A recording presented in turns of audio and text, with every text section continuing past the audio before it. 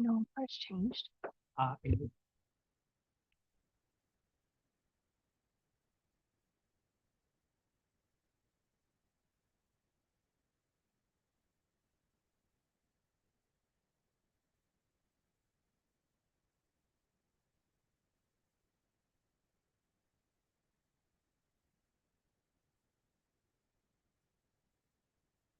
I'm going to call the meeting to order. Lupe, may I have the roll call, please? Trustee Buelna. Trustee Henderson. Absent. Trustee Hernandez, absent. Trustee Hoffman. Trustee Eno. Present. Trustee Vela. Here. Trustee Vettis. Here. Student trustee Bayham, absent. I will be leading us in the flag salute today.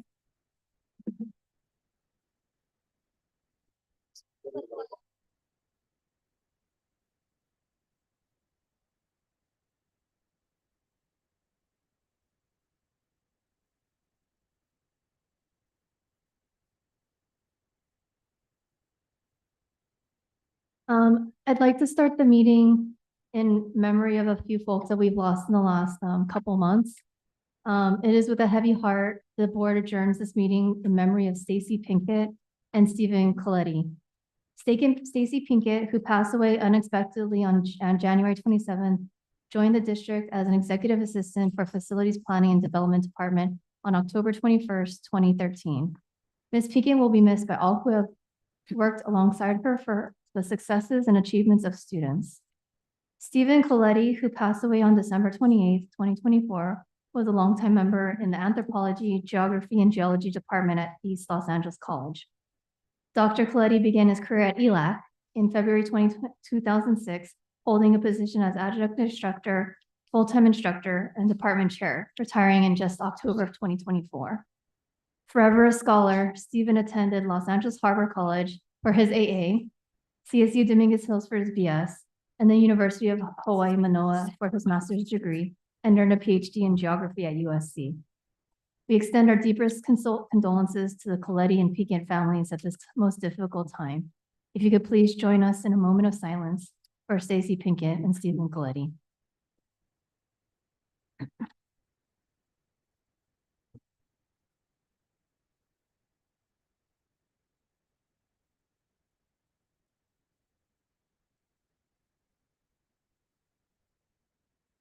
Thank you.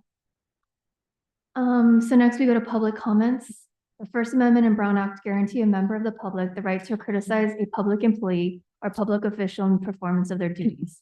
However, speakers are encouraged to focus their comments on issues relevant to the conduct of the public's business rather than on private, unrelated matters. Speakers are reminded that the Brown Act, the First Amendment do not protect defamatory statements made which may be subject to a speaker's personal liability.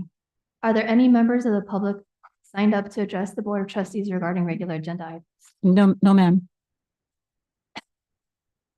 Okay, thank you. So also there's some new-ish disclosures. For the record, the board members will be disclosing any items in which they have conflict of interest under the state law and would acknowledge publicly in the meeting whether they are recusing themselves from that item. Before we proceed, Chancellor Rahman, are there any changes to the conflict of interest law under state law?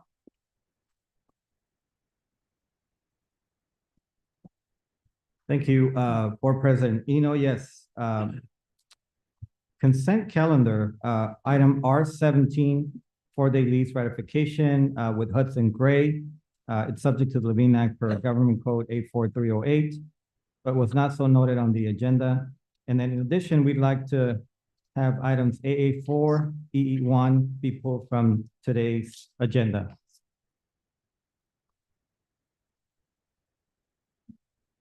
Thank you.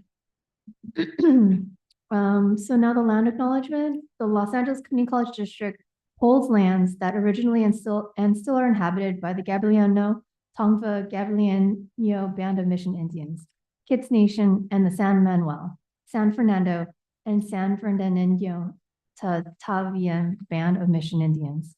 We honor and respect their elders and descendants as they continue their stewardship of these lands and waters. Before we proceed, Chancellor Roman, are there any changes to the agenda items in order of business? For President Eno, yes, the committee of the whole presentation has been postponed at this time. We'll reschedule that for next month. We also request to pull business item AA4, facilities item BB2, BB4, and 5, and EE1 from the agenda. Thank you. Okay. May I have a motion and second to approve the agenda and order of business with the requested amendments? So moved. So moved by Hoffman. Can I have a second, please? Second. Second by Vella. Roll call, please, Lupe. Trustee Boulna, Trustee Hoffman, Yes. Trustee Eno, Yes. Trustee Vella, Trustee Vettis. Great. Okay. So may I have a motion and second on items D2 through D6 to approve the 5 sets of minutes listed below? Can I have a motion? I'll move to approve. Motion by Hoffman. Second. Second. Second by Vella. Any discussions on the meetings? Roll call, please, Lupe. Trustee Boulna, Trustee Hoffman, Trustee Eno, Yes. Trustee Vella, Trustee Vettis. Now some reports from the resource table. Would anyone from the resource table like to make a comment before the board?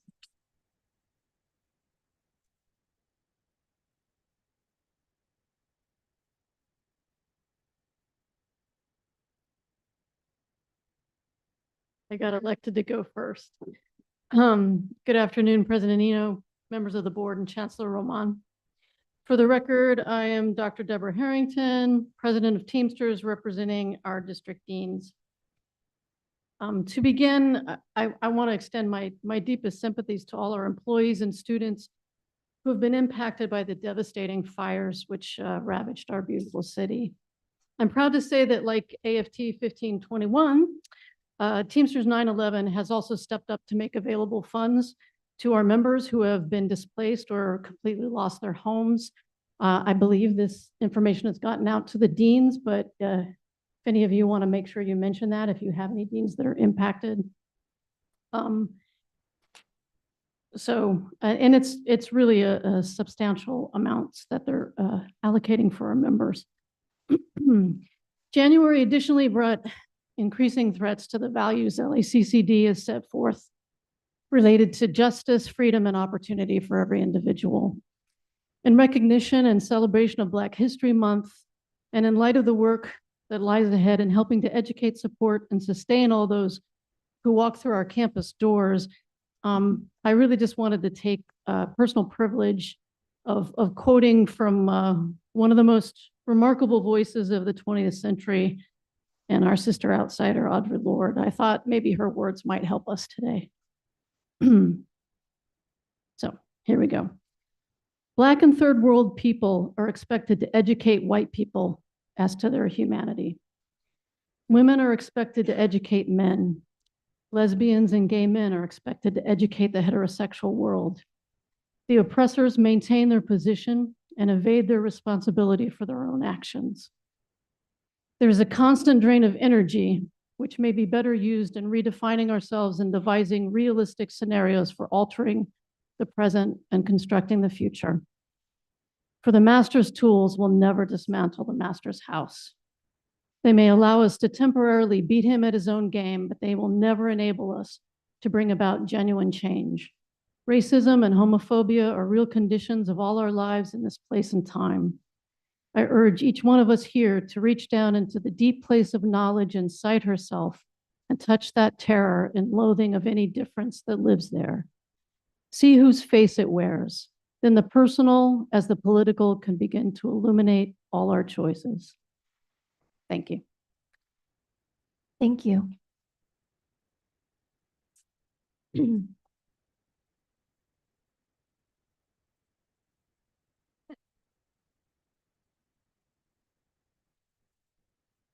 Good afternoon. I also want to recognize that I just heard recently that our former chancellor did lose his father. So I want to recognize that, the sadness to our extended LACCD family. And I want to thank the board and our current chancellor for their quick responses and availability during the time of the fires. I know that it was a very intense time. You were available for phone calls, texts, and whenever needed, you were there. And the board members as well, I want to thank you all too. I know it's not an easy job to always do and contend with, but we thank you. We've had about 16 members at least currently that we know of that have lost their homes, mostly in the Altadena area and some, in the Malibu area. And right away, FT 1521 made $500 available to anyone who had to be forcibly evacuated. My family has gone through that twice, not this time.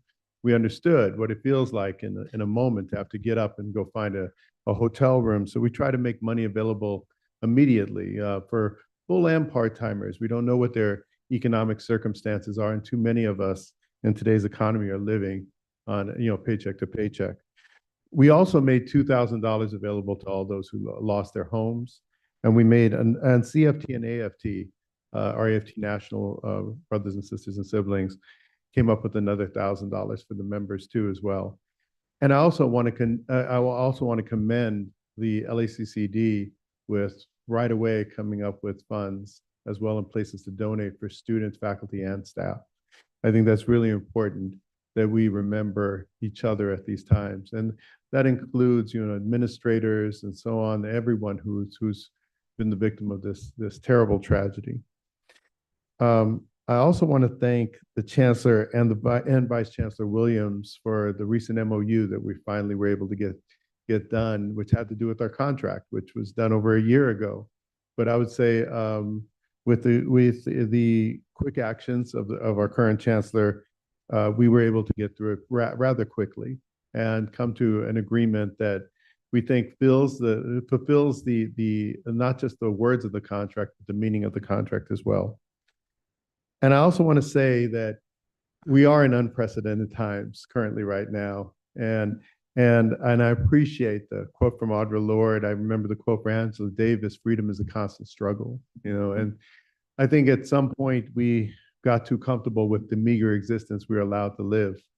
And I mean that for our students, for our faculty, for our administrators, where nowadays, even those of us who are comfortable cannot afford to send our children to college. We cannot afford to buy homes near where we live. And yet at the same time, it seems like the people who are far too comfortable are making it even more difficult for us to achieve the quote unquote American dream. And that's what we're all here for. And that's what it seems like we're fighting against. So I want to thank you all for stepping up and to find ways to be supportive of our students who are the most vulnerable, to be supportive of our dream centers and our LGBTQIA centers as well. All right. And that these are the students who are currently under attack, as well as African Americans. As you know, Donald Trump has recently decided that we will not celebrate African American History Month as a federal holiday any longer, and as well as deciding things against Martin Luther King's birthday. And basically, we have to see the writing on the walls as that education is a dangerous tool for the oppressed.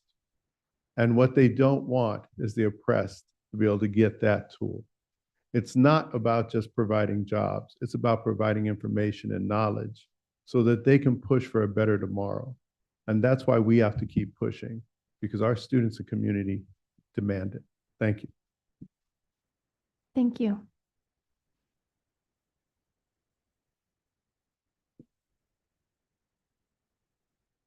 Good afternoon, everyone. First of all, I want to extend my deepest sympathy to everyone who lost their home, a pet, loved ones in the fires. These are very difficult times for all of us. I want to thank the union for all the work they've done, the unions, I should say, for all the work they've done to support our students and employees and faculty.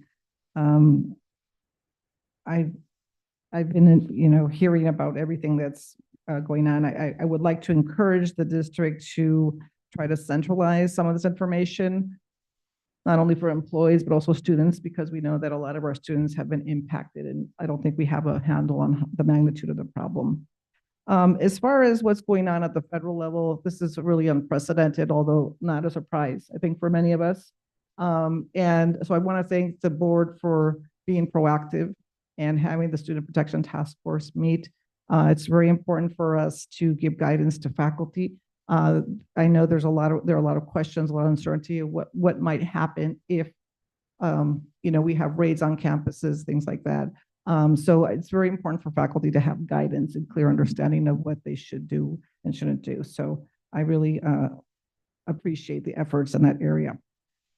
I also want to thank Chancellor Roman for addressing many of our kind of past issues that we had. So we've been very pleased with the progress on addressing some unresolved issues, and we look forward to addressing more of those issues in the future. And I also want to congratulate Deputy Chancellor to be Nicole Alba Lopez. We look forward to working with you. We really enjoyed working with you in your current role.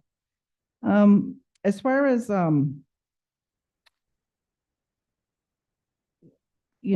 other things that are happening right now, I think I mentioned last time that Adrian Brown from Harvard College was reappointed to the Board of Governors. So that's very exciting. It's great to have representation, faculty representation on the Board of Governors, especially right now when we're implementing all this legislation, including AB 1111, Common Course Numbering, and a lot of other legislation that is very intrusive in curriculum. I want to talk a little bit about access because my colleague from the AFT talked about this. And it's very disturbing for us to see what's happening with education. Education is under attack. But I would argue that education has been under attack for a while, and not just now, but before this, with the implementation of laws like AB 1705, which are basically taking access away from our students and hurting our enrollment. So I think that on the legislative front, we could hopefully tackle some of these issues because really, I just see this as more of, I guess, of what we've already been dealing with. The District Academic Senate is going to be meeting at Mission College next week. We're excited. We have a lot of plans for professional development for faculty in the upcoming semester. And we're excited and willing to work with all of you to protect our students, to protect our programs, and to protect our colleges. So thank you for your leadership. Thank you.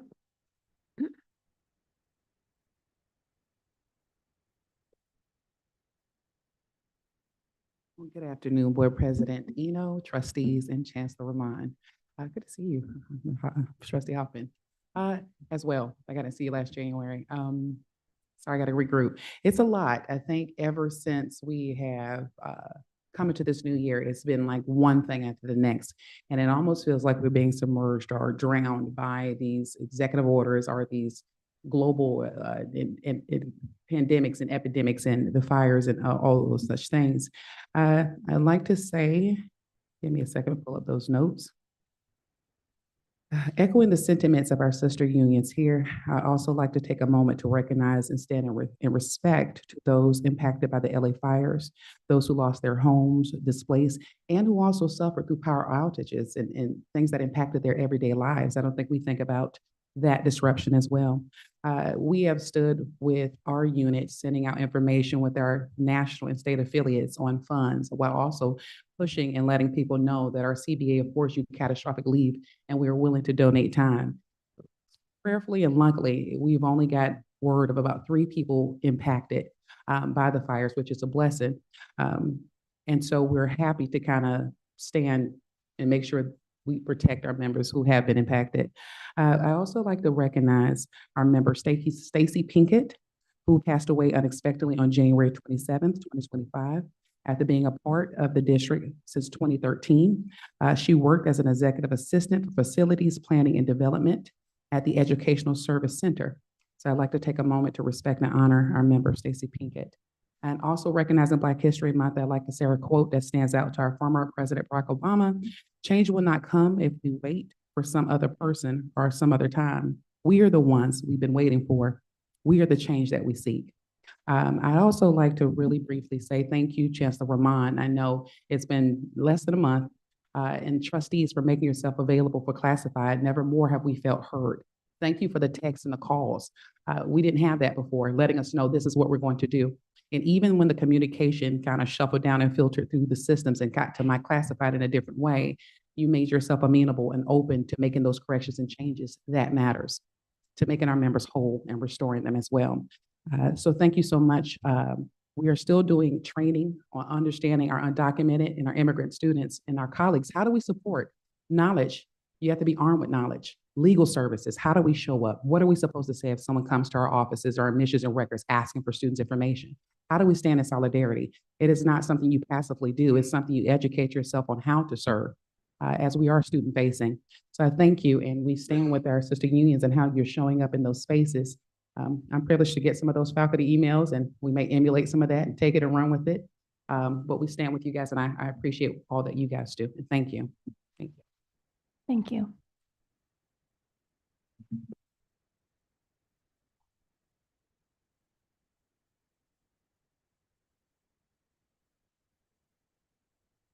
Good afternoon, Board of Trustees and Chancellor. My name is Chris Ozina, representing SEIU Local 99.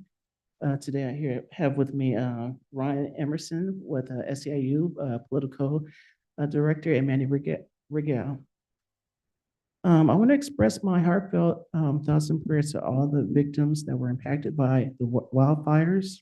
Many thanks to all the firefighters and first responders that put their lives on the line to work tirelessly to save lives and homes.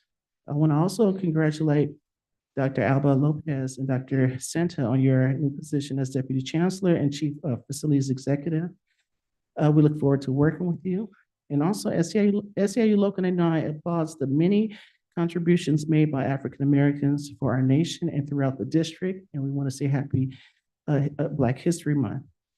I would like to bring a concern that was addressed at the last board meeting is regarding our members having to use their floating holiday to mourn the President Carter on January 9th, when all colleges were closed due to the state emergency for the wildfires and poor air quality. Again, our members believe it's unfair, inequitable, and discriminatory to force our members to use this floating holiday as a way to be compensated for January 9th for the closure of the colleges. As mentioned before, these are two different scenarios, the campus being closed due to the wildfires versus using a floating day to use to mourn the president. These are two different situations. We are entitled to use a floating holiday. It's up to that person discretion as to when they want to take it. The notice was sent by the district. The notice sent by the district said that we had until January 30th to use this day, and we believe this should be honored, along with any other paid leaves used during the closure that was used by our members during the closure of the campuses and any essential pay. Thank you.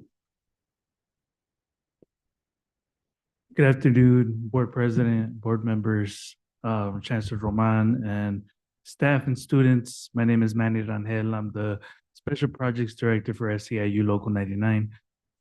It's been a month, almost a month, since the LA County Public Health declared a smoke advisory for unhealthy air quality from Tuesday, January 7th through Sunday, January 12th, where they urged everyone in areas where there was visible smoke or the smell of smoke or unhealthy air quality to avoid unnecessary exposure and to limit physical exertion, including indoors and outdoors.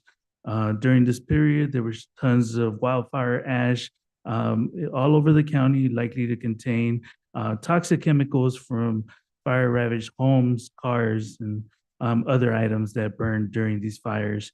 We're deeply concerned with LACCD's decision to keep the colleges open during the LA County's declaration for all but one day, even though the school districts and charter schools within LACCD boundaries made the decision to close campuses and allowed employees to stay home without loss of pay. Also, the essential employees in school districts and charter schools that were asked to come in on those days were provided with a $100 daily stipend due to working during the county's declaration due to unhealthy air quality. Again, we're asking for one, pay for SEIU Local 99 represented employees with at least $100 stipend on top of their normal wages that they earn for every day that they reported to work between the evening of January 7th through the evening of January 12th. Two, the restoration of any the restoration of any paid leave that was used by our members because they were affected by the fire or due to unhealthy air quality concerns. And three, the restoration of the day of mourning that SEIU Local 99 represented employees were forced to use on January 9th in response to the fires. Although we appreciate Chancellor Roman's meeting with us last week and giving us the opportunity to voice our concerns, the LA Community College District has not provided us with a response to what we are asking for. I don't understand why LACCD leadership is okay with treating their blue-collar workers of color this way. Leadership must be conscious of how LACCD treats their staff because it's a reflection on every one of you sitting up there. We ask you to do the right thing as soon as possible. Justice delayed is justice denied. I do also want to point out that, some of you board members were around when COVID hit. I remember board member Buena sounding the alarm, others being a little more skeptical. But at that point, we all came together and we figured out what do we need to do, right? Because we worked together, we were able to get PPE before it ran out for the essential workers that had to come in person in order to provide services to LACCD. Some of them catching COVID before there was even a vaccine, some of them passing away, some of them getting extremely sick, right? And so I can sit here, pound my fist, I can yell, I can, express my frustrations in those ways, but at this point, it's just sad. It's just sad, and to see that LACCD can't just do the right thing and make it right for the blue collar workers, Black and brown, people of color, just do the right thing. There's no need for us to be waiting almost a month after this happened in order for you to do the right thing. There's no need for me to be coming up here and speaking my mind this way when I know some of you are allies, right? Some of you agree that things need to be made right with SEIU Local 99 represented employees, yet here we are, right? So we look forward to a response that reflects your commitment to your employees, and we hope to hear back from district leadership as soon as possible. Thank you. Thank you. Any other representative reports? I think that's all of us. So now we're going to move on to agenda F, reports from the board. Trustee Villa, can you please summarize the proceedings of the Legislative and Public Affairs Committee you chaired on the 22nd, as well as the Chancellor's Advisory LGBTQ+ affairs that you chaired on the 21st? Sure, I'll be quick. For the Public Affairs and Legislative Committee, we discussed the 2025 LACCD state legislative and budgetary proposals. That was an actual action item that was approved, and they will now be the issues and priorities in the state. Embedded in there was some pretty drastic, as you know, we have all experienced some of this, I would say tragic, truly unfathomable situation in Washington, D.C. And so a lot of the priorities of LACCD will be around student protection, will be around protecting our African-American LGBT, our dreamers as well, more funding for our centers, access to legal funds, also working with the governor's office, as well as all of the budgetary chairs to ensure that LACCD continues to receive funding. We are working together with the state leadership in in Sacramento to implement these priorities. I do have to say that I was here around COVID, and we were very, very lucky. Shortly after the Trump administration, we had the Biden administration who put into place our HERF money. It was emergency disaster money. We had no issues from FEMA. We had no issues acknowledging that we were going through something very, very, very unprecedented. That is not the case now. The real issue here is that at the federal level, normally our state leaders have the ability to work with the feds. This time it's non-existent. I can tell you that that was very disappointing. I know people on this board are trying really hard now. We flew up to Sacramento last week. That's part of my committee as chair. We were facilitating meetings, again, unprecedented. I do want to thank my colleagues for the Sacramento trip. We are fighting really hard to keep our budget. We are really fighting hard to ensure that nothing changes. But I can tell you that it is a very different story. And it's really sad to say. We went ahead and had a federal update. Again, those aren't the greatest right now. We are on our way this Sunday to DC to try to make some sense out of what's happening and how we're gonna continue the programs for our undocumented students, how we're gonna continue to protect our students. So, and then also on the state budget side, I do wanna say again, I wanna thank my colleagues for their unprecedented, steadfast support of, again, ensuring that LACCD's budget, really all of the community colleges throughout the state do not, have any issues, ongoing issues. Obviously, those are going to be a lot of more future decisions that are being made by the state legislature. We have the LACCD advocacy and outreach news coverage, and then we're also looking at bills of interest in the future. There's a lot of changes as well. So President, I will continue to keep you on the Chancellor as far as, and also our government relations person, Maria Veloz, and keep you informed of all of it. On the LGBT side, I want to thank again, Chancellor Roman. I want to thank Dean Deborah Harrington. I want to thank Natalie Guerrero from the who's coordinating all the Pride centers.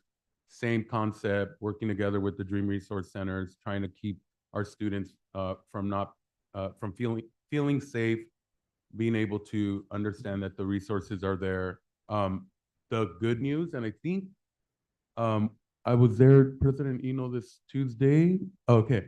The good news is that the governor and both state, Senate and Assembly side budget chairs are prioritizing our Dream Resource Centers, as well as the LGBT centers. So we heard that this morning, or was it Tuesday morning? And Tuesday morning, I apologize. So that's really, really encouraging.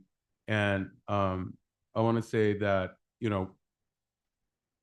to dismiss a whole group, I can tell you, coming to this district when I got appointed, and, it wasn't in the greatest circumstances, but there was respect. There was respect for the fact that I was a brown Chicano gay man. It was not easy. But I believe that we all had the same interests. But to dismiss groups, this district will not tolerate it. And as chair of public affairs on the LGBT committee, I do commit to all of you and President Eno and Chancellor and all of my colleagues and all of you, especially our labor brothers and sisters, all our faculty, our staff, our admin, that we will be the voice that will at the very least, ensure that our students are protected and that they're safe. And in particular, these two committees are going to be really those pivotal committees that will challenge the status quo and what's going on right now coming from the national government. So thank you, guys. Thank you. Trustee Hoffman, can you please summarize the proceedings of the Budget and Finance Committee that you chaired on the 22nd? Yeah, thank you. I actually don't have much to add. The Budget Committee also got the same presentation on the governor's 25-26 state budget analysis. And actually, we were in Sacramento advocating. One of the concerns is the $1.6 billion shortfall or clawback from Prop 98, which we're gonna, fight hard for, but K-12 is also fighting for that. So hopefully we'll be victorious. We have until the May revise, to continue to advocate. And then we got an updated 5-year budget forecast for the district. And I think what we all decided on the committee was that we'd like to come back and maybe have a committee of the whole sort of retraining and getting reacquainted with our budget here in LACCD, because while we do have priorities in this board, and I said it during my committee meeting, we like to spend, we might need to tighten our belts a little bit in some of the pet projects that we all feel strongly about, to make sure that we're doing everything we can to serve our students and to make sure that we're all in the black and not the red for our colleges. So that's my report. Thank you. Wonderful. Thank you. Trustee Veras, can you please summarize the proceedings of the IESS committee that you chaired on the 22nd? Yes, ma'am. We had two substantial informational items that were presented. The first was on Los Angeles Valley College's respiratory therapy program, particularly their bachelor's program, and their the progress of their first cohort. So lots of exciting things and elements to learn and to understand. Certainly that this workforce education and BA program is a strong one and has lots of interest all around. So wonderful update there. We also received an update on common course numbering and the CalGETC implementation process. This was mandated to us by AB 1111, and the district is making substantial progress. Presented to the committee was the first 6 courses that will be following the common course numbering system are slated to be introduced this fall in phase 1, with an additional 23 courses coming in the next year in phase 2 through fall 26, and the 50 courses to be slated in fall of 2027. So lots of work happening with our faculty and our planning side. I know our district academic senate representative walked out here, but I wanted to encourage them to attend IESS next time. Future agendas will include program review at most of our campuses, which we've been a bit behind on. So, but this was an important feature. It's a partnership with our faculty and our deans and our administrators to make sure we're in compliance and make sure that we're effective in this area of work as well. So Thank you. that's the update. Thank you. And Trustee Bolna, could you please summarize the proceedings of the Student Protection Task Force that you chaired on the 29th? No update? Okay. Thank you. So now we are on to item F2, board travel authorization. May I have a motion and a second? Moved by Hoffman. Second by Vela. Any discussion? Actually, I do Yes. want to mention. I have a correction. Sure. But go ahead. I'm sorry, Trustee Ann Hoffman. Go ahead. And maybe we should have had a moment of silence for the victims of the recent plane crash. And I know there's another student trustee and faculty or student and faculty travel later in the agenda. But are we up to date on like emergency contact information? I never really thought about that. I travel as a trustee. I know I filled out paperwork probably when I first got to the district 10 years ago, but just, of course, we all think everything's going to be fine, and it should be, but can we just sort of revise or review those policies and make sure that when we travel, we have all that on file? Just want to put it out there. Just came to my mind when I saw that we have travel for faculty and students as well. So I just wanted to make that note. Thanks. Sure. Trustee Veras? Yeah, I did want to make a correction. I will not be attending the ACCT 2025 National Legislative Summit, but instead be attending the Los Angeles Area Chamber of Commerce Access DC, which is March 11th to March 13th. So I just wanted to note that for the record, and if we can adjust that, General Counsel, in our follow-up process through our staff here. So. Great. Is any further discussion? No, just roll call with the amendment. Absent. Trustee Henderson? I'm sorry, trustee Hoffman, Yes. trustee Eno, Yes, trustee Vella, Yes. trustee Vettis. Yes. Thank you. thank you. So now we'll go over resolutions in Agenda G, in recognition of Black History Month and its significance to our district. Can I get a motion and a second on item G1? So moved. So moved by Vella. I can second, any discussion? I mean, I guess, in light of what President McKeever said, it is very important that we hold resolutions in spaces and places like this, to acknowledge the history and how we need to move forward. Any, roll call, please? Please. Really quick, I did want to say that part of the legislative packet in Sacramento is to, I think it's former Senator Screed Bedford Black is student carrying, is institutions. to Yes. acknowledge, Yes. historically Black serving institutions. So that is one of the things that we discussed with our legislature, how we're supporting to make sure that we support the idea to have Black serving institutions and the funding behind it. So great reminder. Yeah. A roll call, please, Lupe. Trustee Boulna, trustee Hoffman, Yes. trustee Eno, Yes.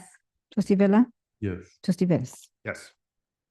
G2, may I have a motion and a second for recognizing February as Career Technical Education Month?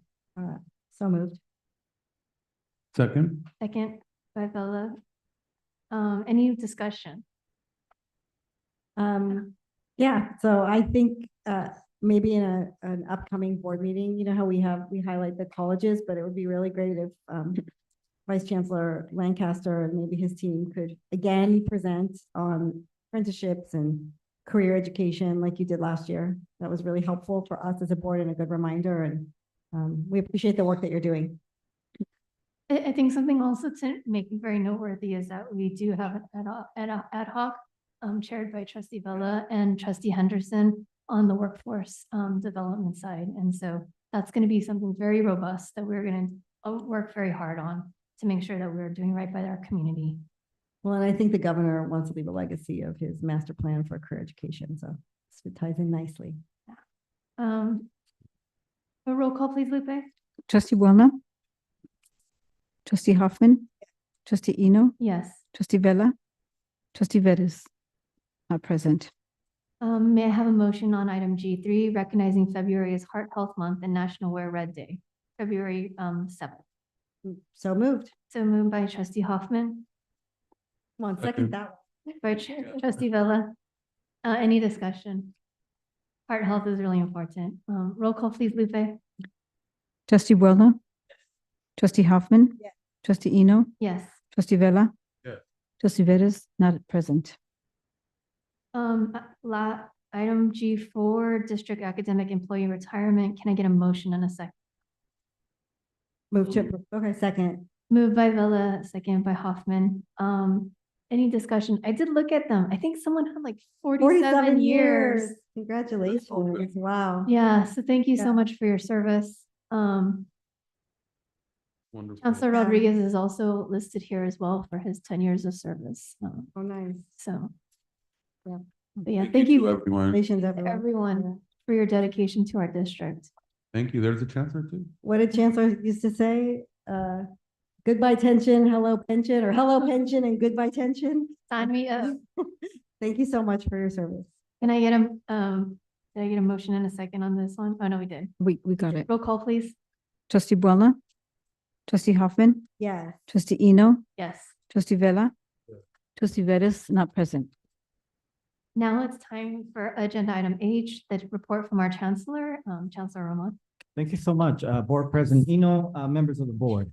We have an exciting, hopefully a board chancellor's report today. If we could go to the next page. I think it's been said already, but 2025 has brought a lot of challenges for us. Fires, social current political climate that we find ourselves in. And I have to say, LACCD has responded to these challenges with immediate action. We've ensured our commitment to our students and employees in a steadfast way. And we stand firm, as trustees have said already, in support of those that need our most help. We are continuing to take the necessary steps to bolster assistance for our students and our employees. And the colleges are critical for this. So I want to thank them because they have been stepping up their efforts to provide resources and support to our students in these difficult, challenging times. But a lot of great things are happening at LACCD, and I want to commend the Chancellor's report to your reading. This includes highlights of the impactful work happening, not only at the ESC, but also at the colleges. Our students, the student success remains our focus.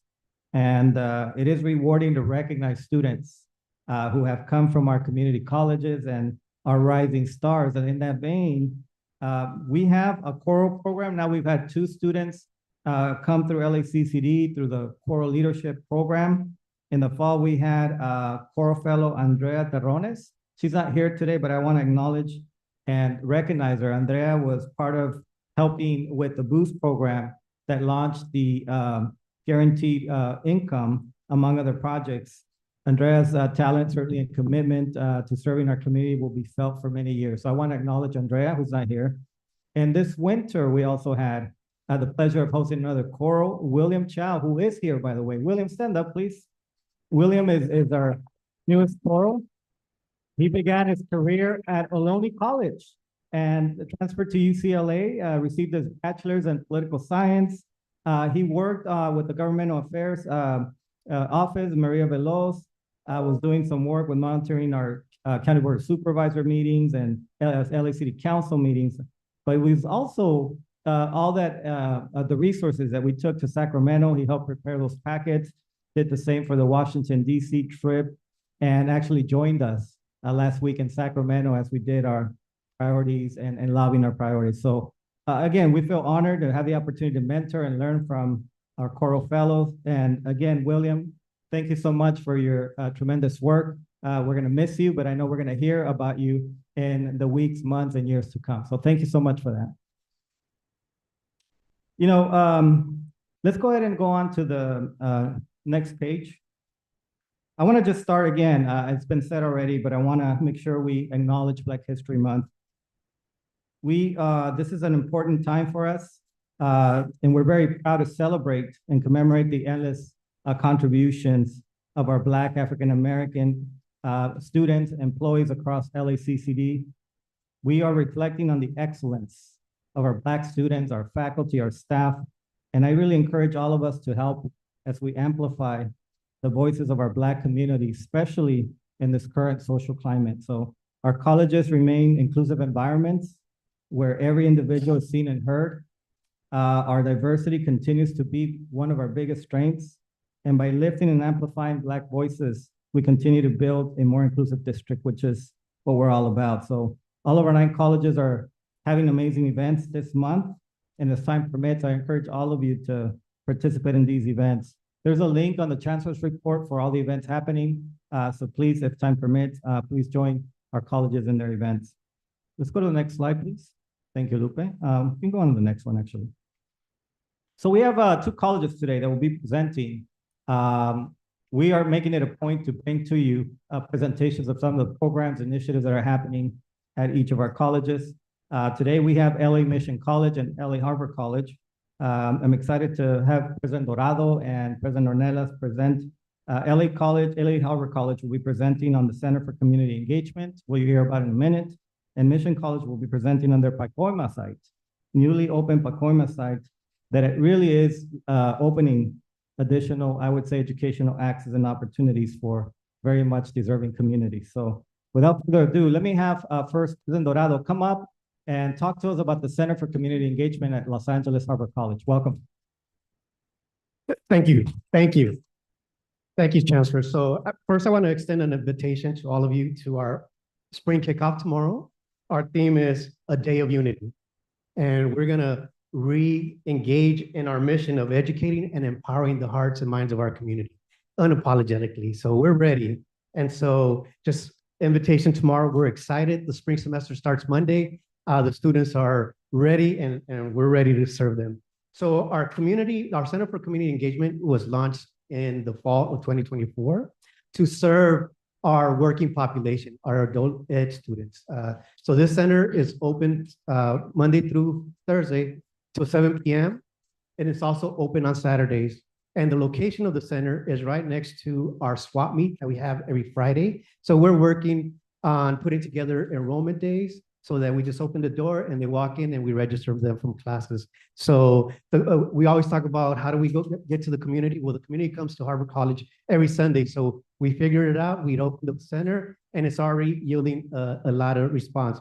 We've also sent these to the community in regards to our marketing. So to make sure that our community knows what we have to offer. And it's worked out perfect because when we see somebody walking around with this, we know where to take them. Everybody does. And so we're excited.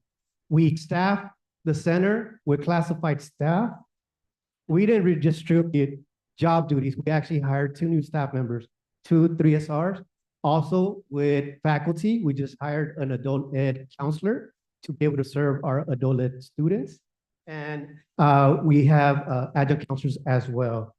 At that center, it also provides a satellite component of what we do in our student services building, because we also assist students with their registration process, with their application process. And within that, we have also our basic needs assistance. We call it our Seahawk Essentials. So now it's very visible and everybody can find the location. Also, we have our rapid rehousing that we do through Harvard College, our bridge housing for students that might be experiencing some housing insecurity. And then we also have emergency and move-in assistance. We also have a room within that area for our partnerships with different organizations like CHIRLA.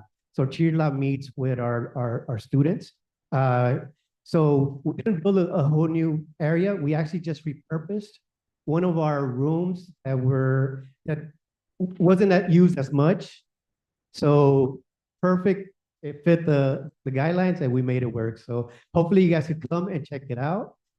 Again, we're excited. We're ready to go. And so with that, I leave you with an invitation to our Black History Month, because we're launching all the activities throughout the month. So we're excited. And Trustee Buona left because I also was going to give a shout out to our child development program because they did their in-language classes. We had our in-language celebration for our child development program, I believe last Friday. And so we celebrated all our students that are going through that program. We're just waiting for the state to approve our certificate so that they could earn certificates in child development in language. Thank you, and have a good day. Thank you so much, President Dorado. To complete the presentation. Yes. I have a question. Yeah. How many of the child development people do you have right now? Meaning students in the class. We had 21 for our class. And so they've been going the sequence in regards to the classes that they're taking. And we have a wonderful faculty member that's leading the charge, Ms. Lizette Lopez. And so she is excited, and along with our other 2 full-time faculty that we hired for our child development program. So it's growing. Good news. Thank you. Any other questions from the board? We're good. Thank you so much. Thank you again, President Dorado, LA Harvard College. Now I'm going to ask President Ornelas, Mission College, to present on the new Coima educational sites. Welcome, President Ornelas. All right. I need to be brief. Good afternoon, members of the board, Chancellor Roman. Thank you for the opportunity to share with you. We're really proud of where we are with Coima. I'm going to turn it over to my team and have them introduce themselves, but I want to just quickly share that the college has truly invested in our expansion of our adult ed as our primary form of access, and really serving an older adult who's coming back to upskill and reskill. We've got over 32 different sites throughout the community in the Northeast San Fernando Valley. And just last fall alone, we had over 2,000 students enrolled in adult ed and over 4,000 enrollments. 25% approximately of our entire adult ed program comes out of a Coima site. So without further ado, I'm going to turn it over to Dr. Fantu and Dr. Brian Rodriguez.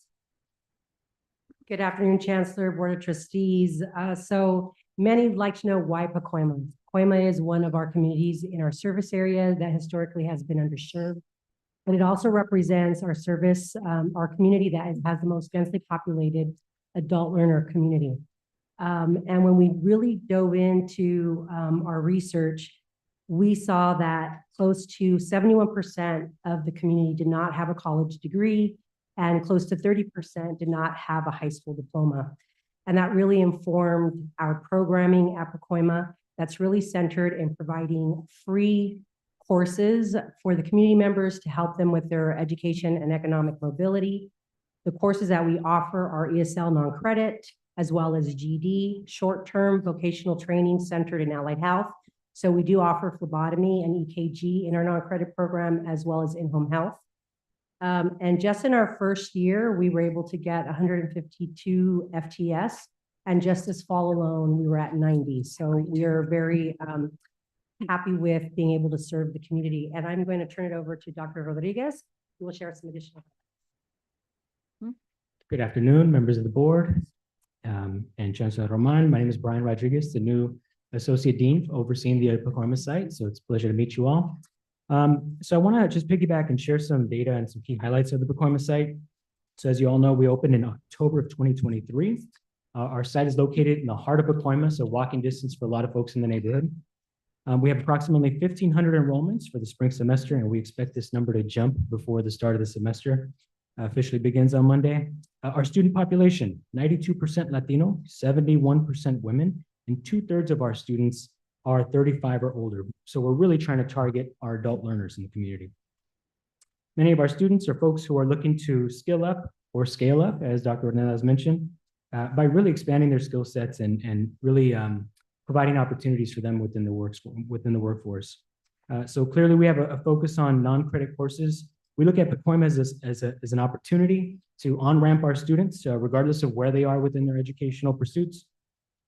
And we're really looking to sort of hook students in and really hooking them in through stackable certificates that allow them to work their way up to more advanced coursework, providing a gateway into gainful employment or into for-credit studies.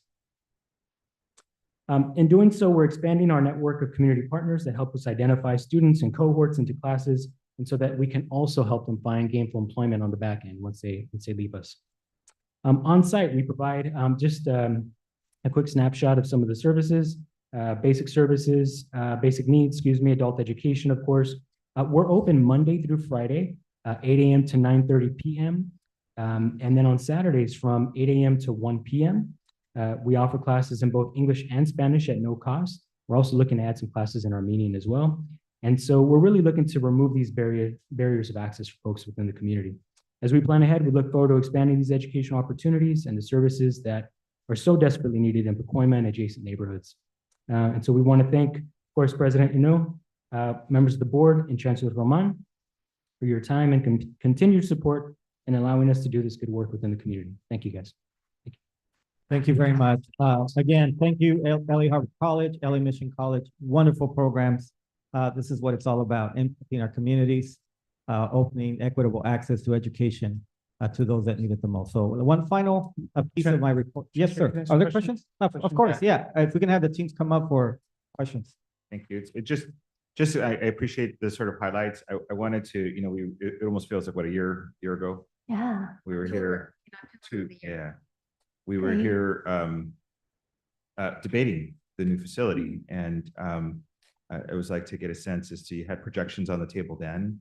Can you sort of refresh us? Did you meet your projections? How do you stand in terms of the projections that were presented to the board? Yes, great question. We were just looking at these numbers, and when we projected, we actually exceeded to some degree, because when we provided those projections, we assumed we were going to be open the entire fall of 23, and we didn't come in until the second session 8 weeks later. And do you recall, Dr. Cantu, how we fared? Projected at 175, and we fared at 152 at the end of the year. So had we been open the full year, we would have succeeded. We would have increased over our projection. We had projected at 175, and we came in at 152. Great. FTS. FTS. So, for us who had some criticism, had some debate amongst ourselves. Having not done this would have been a mistake. So, so I'm glad you hit the numbers in there, and I think that's a valuable. I don't want to say lesson, but it's a valuable experience to know and to ensure that we can go back and review what projections are. Sometimes we don't go back to review projections, but it's pretty on target. So congratulations, that's great. All right, congratulations again. And then I have a quick question. I just was wondering how the, executive orders have affected maybe the citizenship population of students, or have you heard any fear or anything with the students? Good question. Thank you for that question, Trustee Vela. You know, we've actually been in tight communication on that very issue. We haven't noticed, one, our enrollments are up on all of our adult ed stuff. So we're watching next week in terms of attendance. What happens, week one when we come back? Because right now, on paper, the enrollments are strong. Anecdotally, Dr. Rodriguez has been walking, the classrooms, and the classrooms have been full during winter. And it just, as an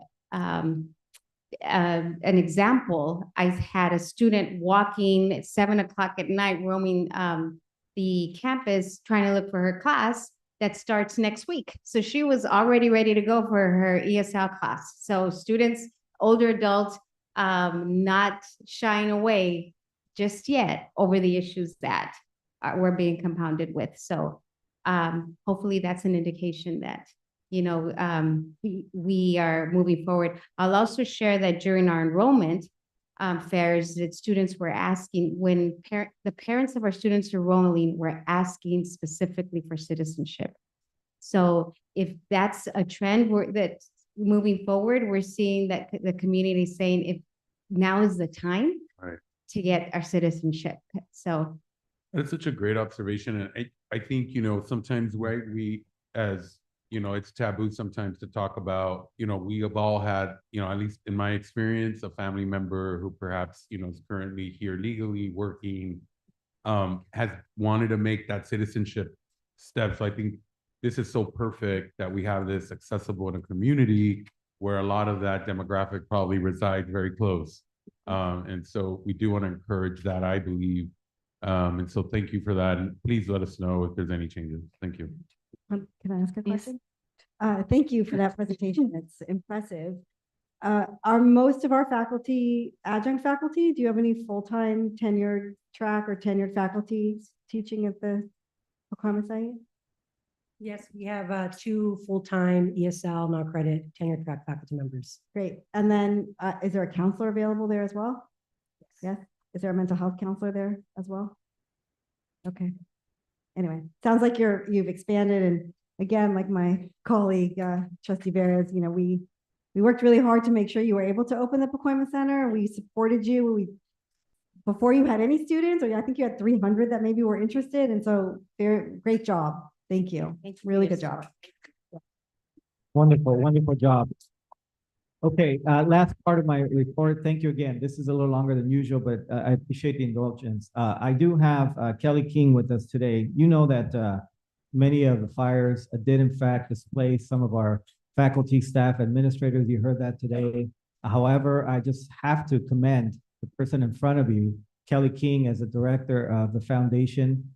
She immediately stepped up and said, we got to do something to support our employees, our students. And so I want to commend her and allow her to tell you a little bit about the efforts. I had a call from Dr. McKeever as well. We were trying to figure out ways to do it. So I do want to commend Dr. Harrington. You guys are doing some work, Dr. McKeever on your end, all of the labor groups.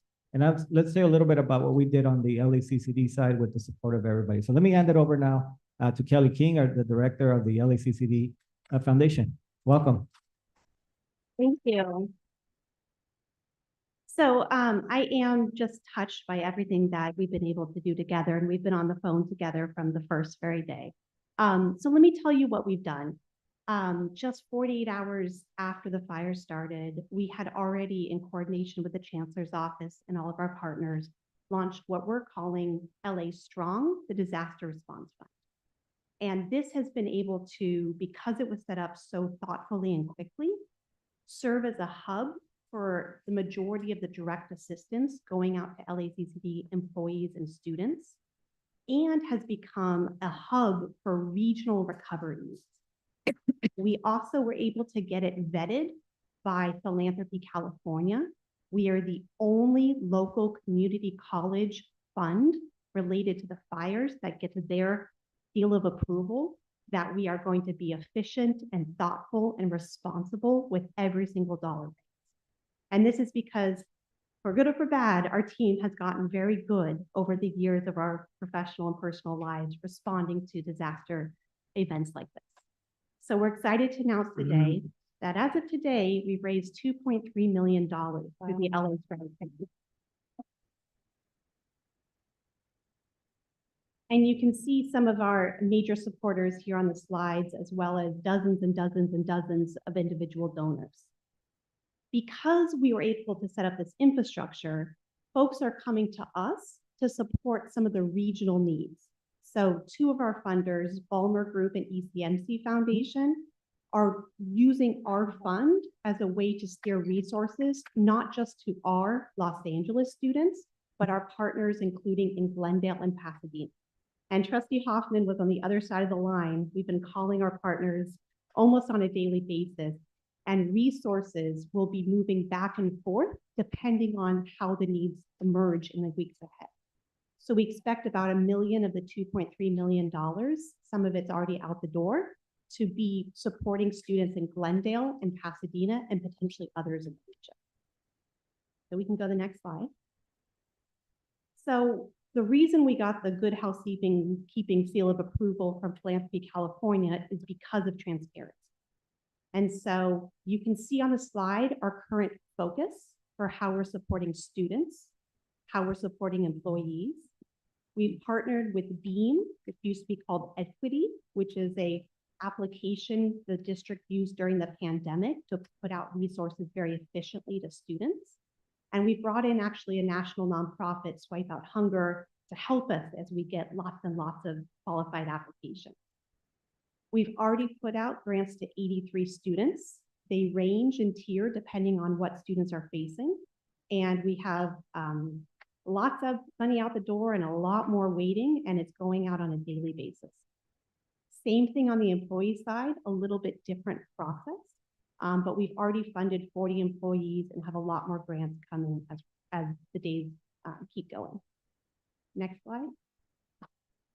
So I know that we all want to understand what the short-term and long-term implications are. And Dr. Alba Lopez and her team at in institutional research have cut the data in so many different ways. So we know that about 6,300 of our LACCD students had addresses on file in evacuation zones. We know that several hundred students and dozens of employees, as we've heard, have been temporarily or permanently displaced from housing. And what we're finding is thousands and thousands have the secondary impacts of these disasters. They might have worked at a business that is now closed. Their kid's school might have been closed for an extended period. Their daycare is closed. And we're hearing stories like students who were parked at a friend's house and had to evacuate without their car and their school supplies. So we're really thinking broadly about what are the implications today and what's going to be happening in the weeks, months, and years ahead. The chart on the bottom is from institutional research of how many students were in the evacuation orders and evacuation warning zones, both for the Eaton and Palisades fires, which had the bulk of damage, as well as for the other fires. And the map on your right, thank you to Maury Pearl and team, the purple dots are concentrations of our students in those zones. The red is mandatory evacuation, not the fire. So we know that this is widespread. And in closing, on a personal note, I was one of the many employees, including my neighbors, who lost their home in these fires. And this has been a way to feel very useful at this time. And I really appreciate everything the district has been doing. This has been a regional disaster, and I think we are leading as the regional leader that we are. And it has been just personally so touching, and I appreciate it.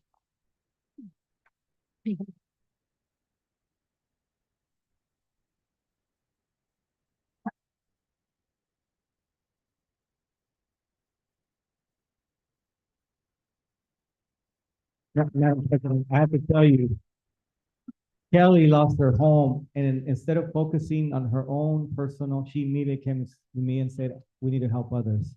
What a selfless person you are. Thank you so much for your efforts, and it's because of you working with others that we were able to secure all this funding. So kudos to you, congratulations, and thank you from the bottom of my heart, and thank you for all of us here. Thank you. Thank you. Yeah, I want to thank you as well. I mean, you have two little kids. I think you have a 5-year-old and an 8-year-old and a husband who's a school principal. And this is, you exhibited such strength and leadership and calm and caring. And I really am so thankful to have you in this district and really admire your work. You deserve a nice, long, wonderful vacation at some point. But thank you so much for stepping up and really, putting yourself out there for others. And it has not gone unnoticed. And I know we were in contact often. And thank you so much for everything that you do. And selflessly, not just for our LACCD students, but for students in other community college districts that were impacted as well. So thank you so much. With permission, I forgot a couple quick thank yous. So I mentioned EPI has been fantastic. Obviously, my team's been working around the clock. I mean, right now, if they're not listening, they're reading applications and putting out funds. And then to Juliet and communications, that has been key, and just really, really appreciate all that her team has done. Thank you again, Kelly. We appreciate you. And Madam President, with that, what's the best way to conclude my report? So thank you so much. Yeah, thank you. We have a lot of work to do, and so thank you for everyone leaning in and supporting each other throughout this. Our next agenda item is K, foundation agreements. May I have a motion in a second? Great segue to approving our foundations and the great work that they do. So can I get a motion in a second? I'll move to approve the foundation agreements. Sure. Second, please. Or I could second.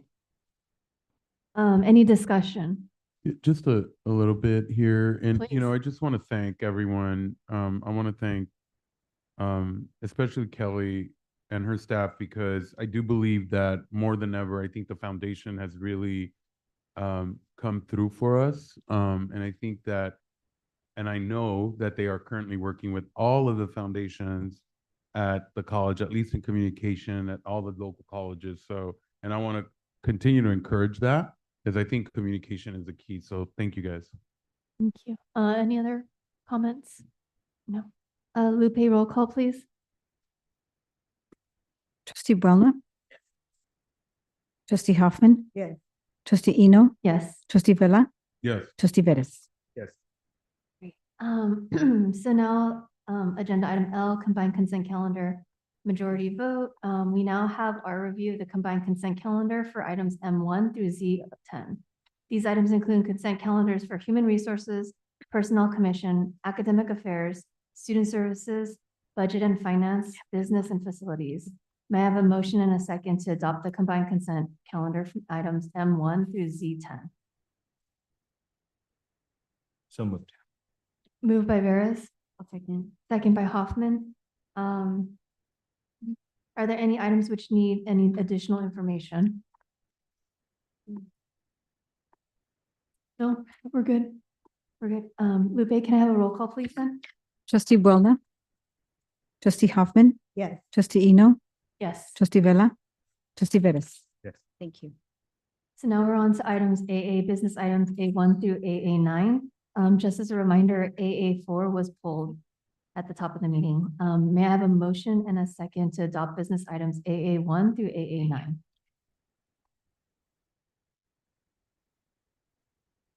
Move to approve. Approved by Hoffman. Motion to approve by Hoffman. Second, I can do it, Eno. Are there any additional items which require additional information? Looks like there's none. Roll call, please, Lupe. Trustee Buelna? Yes. Trustee Hoffman? Yes. Trustee Eno? Yes. Trustee Vella? Yeah. Trustee Vettis? Yes. Great. So now on to BB facilities items. Just as a reminder as well, Items BB2, BB4, and BB5 were pulled from the top of our meeting. May I have a motion and a second to adopt the facilities items BB1 through BB10?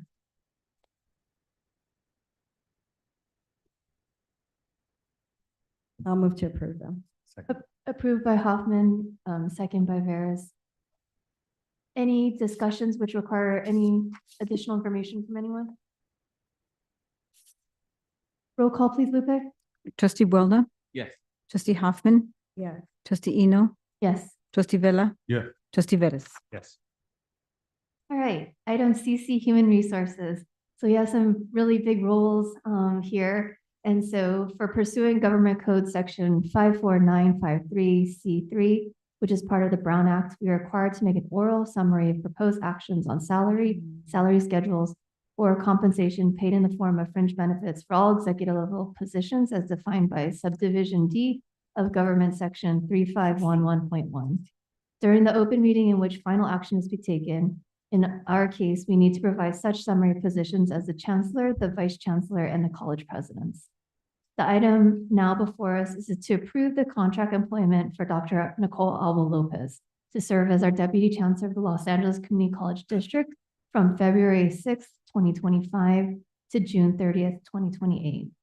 Dr. Alba Lopez will be placed on Deputy Chancellor salary scheduled at the rate of $30,448.23 monthly, $365,390.77 annually, and will be entitled to the same health and welfare benefits and cost of living adjustment as received by other unrepresented administrators. Dr. Alba Lopez is eligible to receive the doctoral difference and career increment in accordance with AP 7265 and will receive the $500 per month transportation allowance. The contract will include a reopener clause allowing Dr. Alba Lopez to request the renegotiation of the salary at the end of the first year of contract. May I have a motion and a second on item CC1 for Dr. Alba Lopez? Moved by Buelna, Second. second by Hoffman. Any discussion? Big thank you. Roll call, please. Say congratulations, Dr. Alba Lopez. How are you? Oh, okay. We have to be moved up to the first row next board meeting. Congratulations. Anyone else like to make a discussion or comment? Great. Roll call, please, Lupe. Trustee Boulna, trustee Hoffman, Yes. trustee Eno, Yes. trustee Vella, Yes. trustee Veras. Yes. Yay. Yay.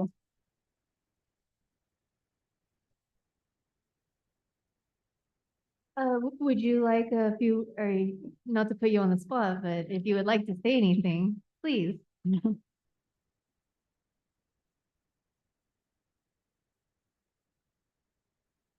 Thank you so much, Board President Eno, trustees, Chancellor. I joined this district back in 2012 from Arizona, and I landed my first day at Trade Tech in the winter session. And boy, was it a different world in downtown Tempe, Arizona. But I've loved every minute of the work that I've been engaged in here at the district. I'm really proud to step forward into this new role and give our students everything they deserve, improve operations, and really be committed to the work that we do. So thank you so much. Thank you.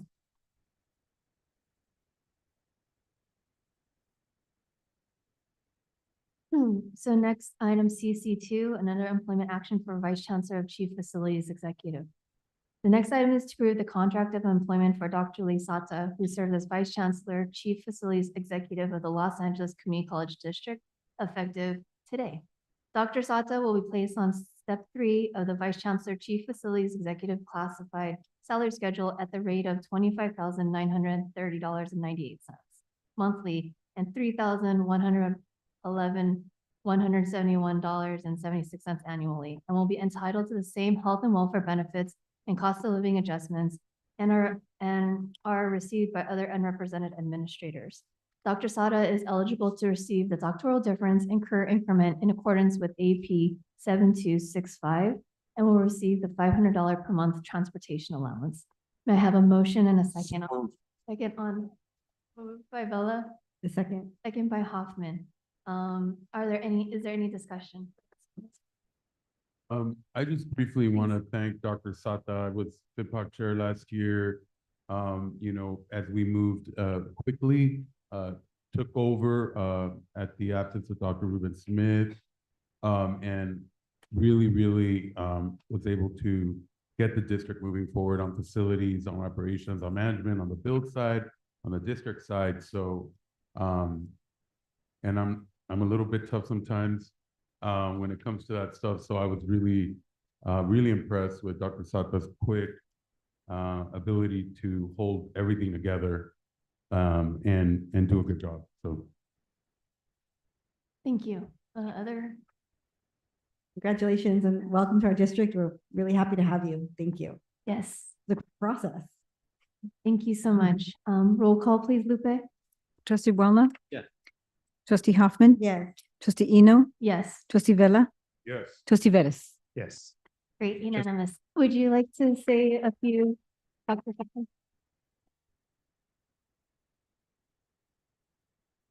Well, Board President Yeah. Eno. Oops, excuse me, Trustee Vettis. No, I was gonna say, you didn't actually have a moment to breathe when you got here. But I do want to say there won't be a moment to breathe, so. Welcome. Well, President Eno and members of Board of Trustees, and of course, Chancellor Roman, thank you so much for this opportunity. I do want to just say it's an honor to join the team and become part of the LACCD family.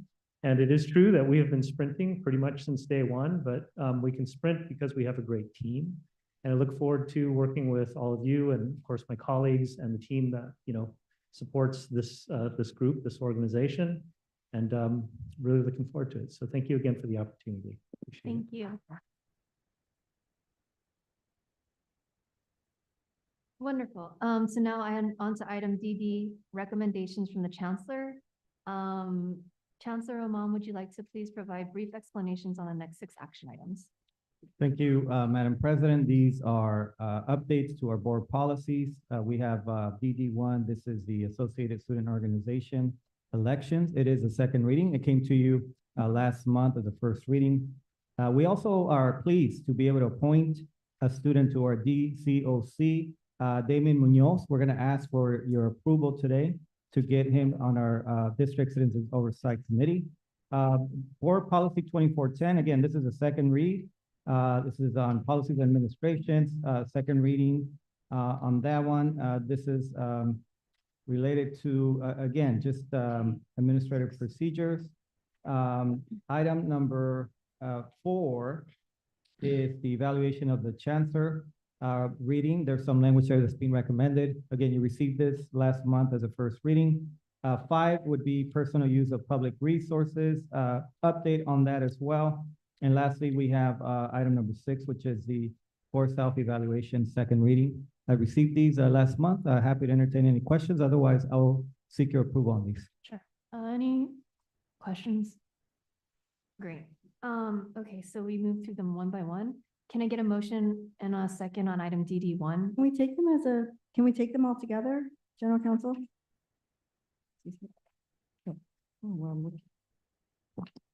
If you don't have any objections, wonderful. you can take them all together. So I would ask that you just poll the Sure. board and you can identify them Okay, and no objections. So I'll move to approve items DD1 through 6. I will second, Lupe. Perfect. No, any further discussion? No? Roll call, please. Trustee Boulna. Yes. Trustee Hoffman. Yes. Trustee Eno. Yes. Trustee Vella. Trustee Vettis. Yes. Thank you. Great. So now we're moving on items EE, matters requiring a supermajority vote. Just as a reminder, EE1 was pulled from the top of our meeting. So this requires General Counsel, I'm sorry. No. Okay. A supermajority requires 2/3 votes. So again, it is always terrible to ask your general counsel to do math. But my understanding of, if this is not a super majority 3/4, but 2/3 votes are 5. And this particular item would require, and again, I know Ms. Orozco is always so wonderful and is always proven right, but I just shot a note also, I confirmed with the Office of General Counsel, this will require 5 affirmative votes to pass Great. on this particular matter. Sure. Okay. So item EE2, the use of contingency reserves to procure contracts for the parking. Sure, can I get should I do motion first? Yes. And then we'll discuss. Can I get a motion? I'll move to approve for purposes of discussion. Sure, I will second. Discussion, trustee Bona? Yes, so what does it mean, the use of contingency reserves? And how much of contingency reserves, and is it temporary? I know we've gone over the concept of, but I think it's important to go over public. Biggest I want to know is the effect on the reserve time, so it's clear out loud what is being asked. And is this an emergency situation? I don't see Ms. Gordon here. Oh, okay, but we're getting Ms. Gordon in a minute to respond to this. It is coming out of general contingency reserve, it is general funds, but trustee Wena, your questions well made regarding that. So BC Gordon, could you please provide additional information to item EE2? This is regarding the contingency reserve increase for the parking of $130,000.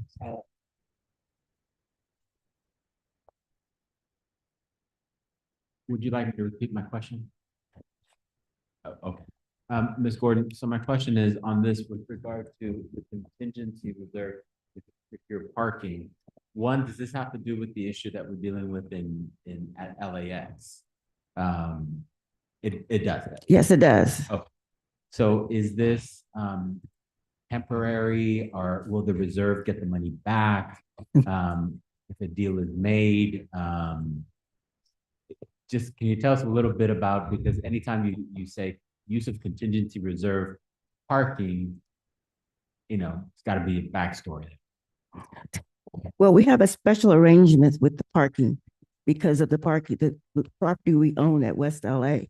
We were able to trade that for parking downtown for the ESC.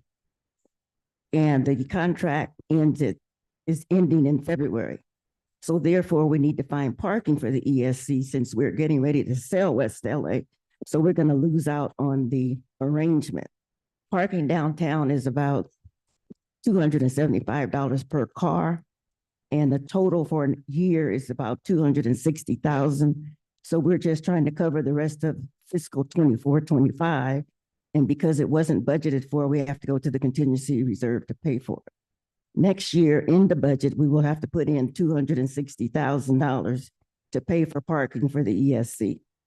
And no, we don't get the money back. Nobody, you don't pay it back. The reserve is there to be used when you haven't budgeted for an expenditure, a necessary expenditure.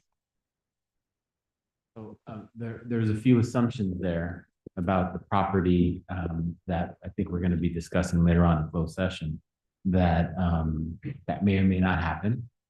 So we're being asked to spend money, which makes sense.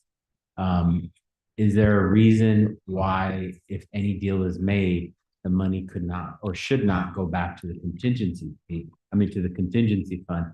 Would you not want the money back into the contingency fund? Okay, if the deal doesn't go, even if the deal doesn't go through, the contract that we had for that parking would have ended anyway. So we need to find parking. And when we sell the property, there's some things we can look at, because I think I told you we have to use that money for capital if we get, the proceeds from a sale. But there may be some way that we could put money back, but that is not the normal. That wasn't anticipated. The anticipation was when we set up a contingency reserve is for these type things. So normally in years past, for instance, 2024, that would have been just an in-kind swap, correct? Right. No, we weren't paying any money. So that we benefited from that arrangement. Okay, thank you very much. Board colleagues, any other questions? Okay. And then, so we have a motion and a second. Roll call, please, Lupe, for item EE2. Trustee Buona, Yes. Trustee Hoffman, Yes. trustee Eno, Yes. trustee Vella, Yes. trustee Vettis. Yes. Thank you. So item FF, notice and reports and informatives. There are 4 notices and 1 informative. No action was required at this time. General Counsel Prieto will provide a brief report regarding the item FF5.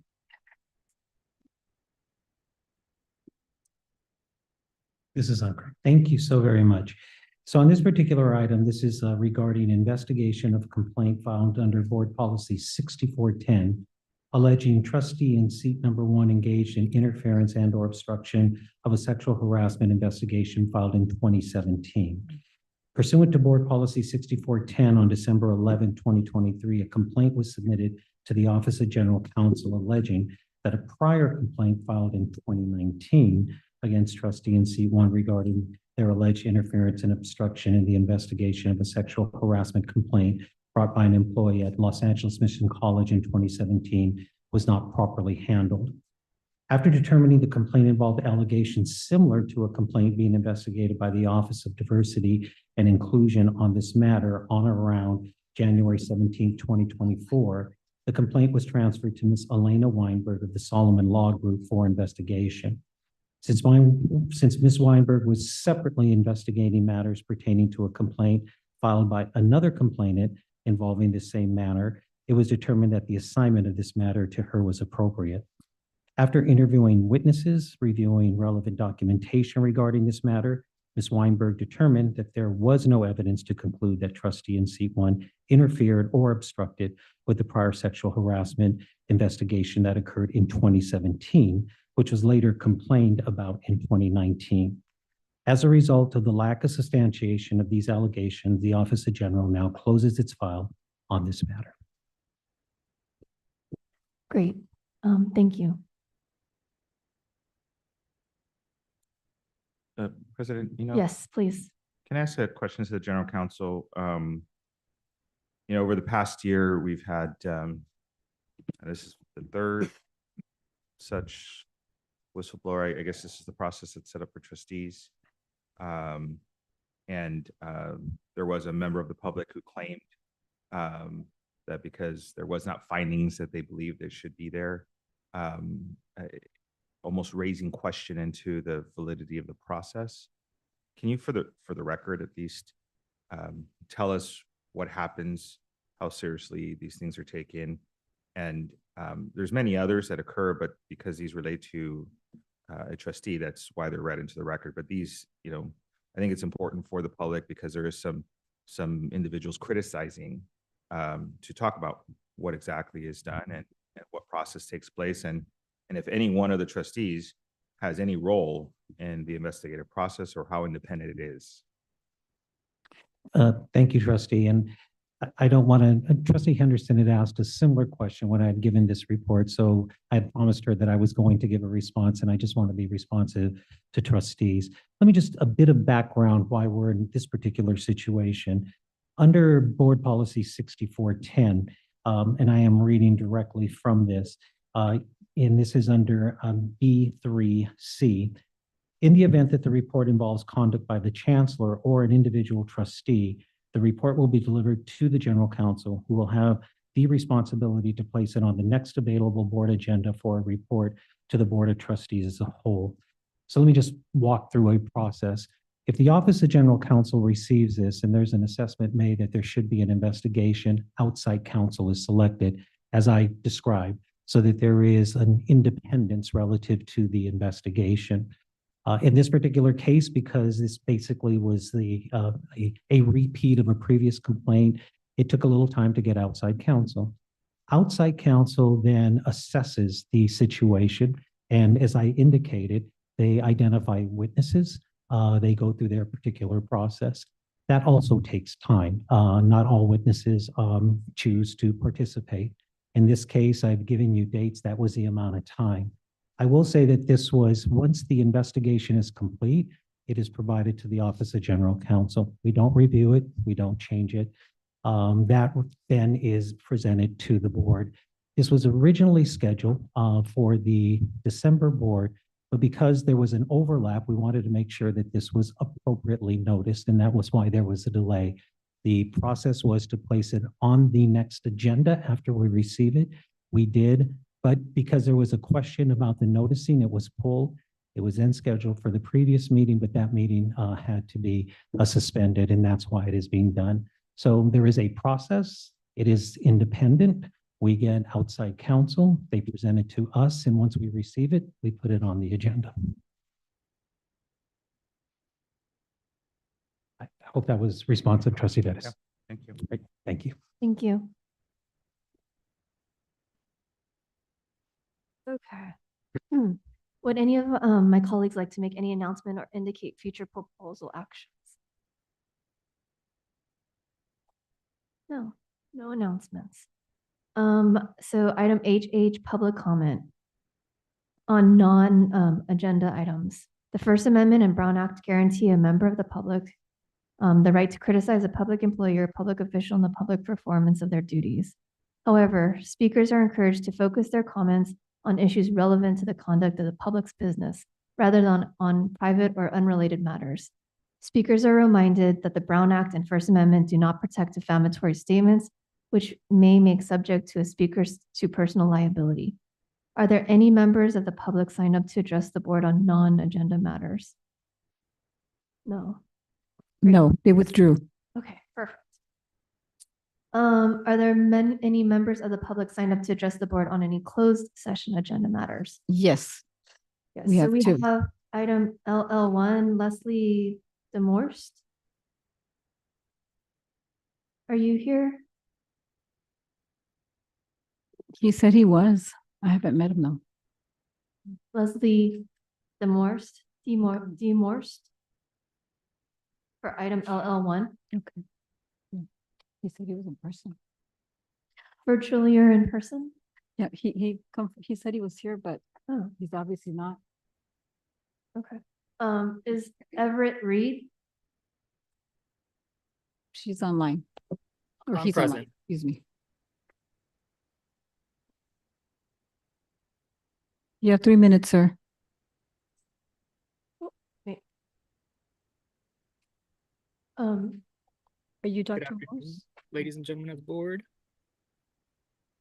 You all hear me okay? Yes. Thank you.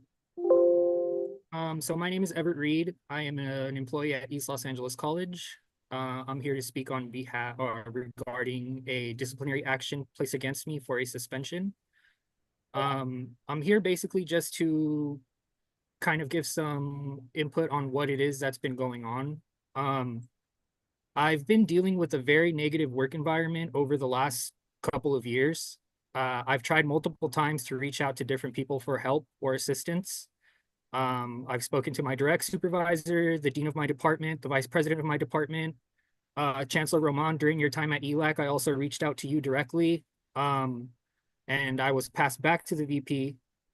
There's a lack of professionalism in the student services at ELAC, to be honest. Ever since I started working, I've been with the district since 2017. About 2 years into it, I developed a mental health problem. I had to start taking medication. I was told by 2 separate doctors that my condition is due to a negative work environment. I have supplied notes from those doctors to the district and nothing was done. I spoke to my supervisor. She asked what she could do to help. I told her I was extremely uncomfortable in the office. I let them know that I wanted to seek therapy. And I was told by the dean of my department that if I wanted to do therapy, I would have to sit out in my car in the parking lot to do therapy. That was the only way I would be allowed to. Like I said, I've continually asked for help. It's fallen upon deaf ears. I'm hoping, speaking to you all, something can be done or looked into.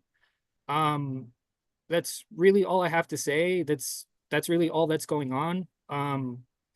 You know, I grew up in a very physically abusive household, and the feeling I had leaving school is the exact same feeling I have walking into the office every day. It gets in the way of my sleep. It gets in the way of my daily life. It's causing a lot of issues for me. It's caused a lot of issues for me. And in all honesty, I'm a little afraid to be here speaking to you all because I don't know what I can expect from the supervisors in my office tomorrow when they catch wind that I was here speaking about this. So I'm really just hoping you all can look into this situation. I heard someone earlier talk about a LACCD family or ELAC family, and I can honestly say that I have not felt supported in any way. I have not felt like I'm part of the LACCD family, and I hope to change that. I do enjoy my work. I enjoy interacting with students. I'd like to be there. I don't want to feel like I'm going to war every day. Thank you. Thank you.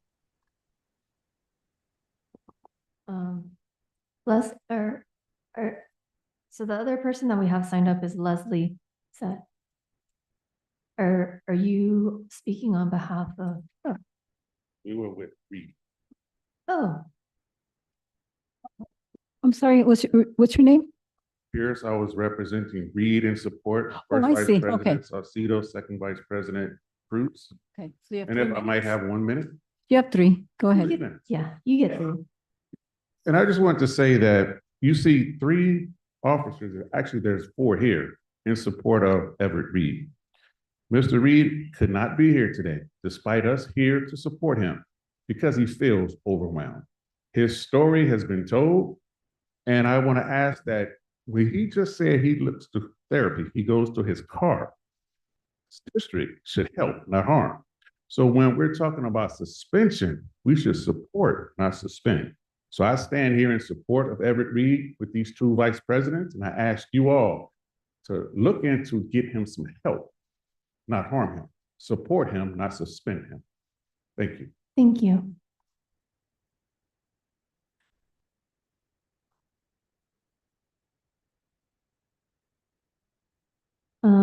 So any other closed session public comments? I think there's one more. Yeah.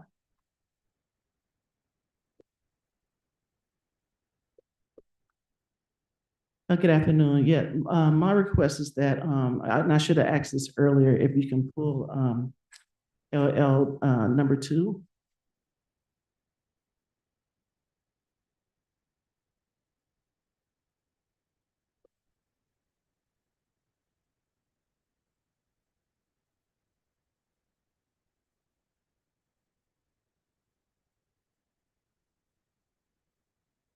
And so the reason being is because, well, this person here has some medical issues going on, and I'm not gonna, say what the issues were, but I wanted to make sure that, HR, tried to reach out to this person before.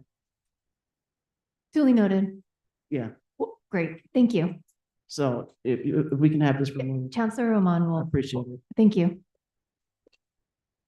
Great. So with all of that, we can now reconvene. We will go into closed session. The board will recess to closed session in accordance with the Ralph M. Brown Act Government Code Sections 54950 and the Education Code to discuss the matters on the posted closed session agenda pursuant of Government Code Section 54954.5.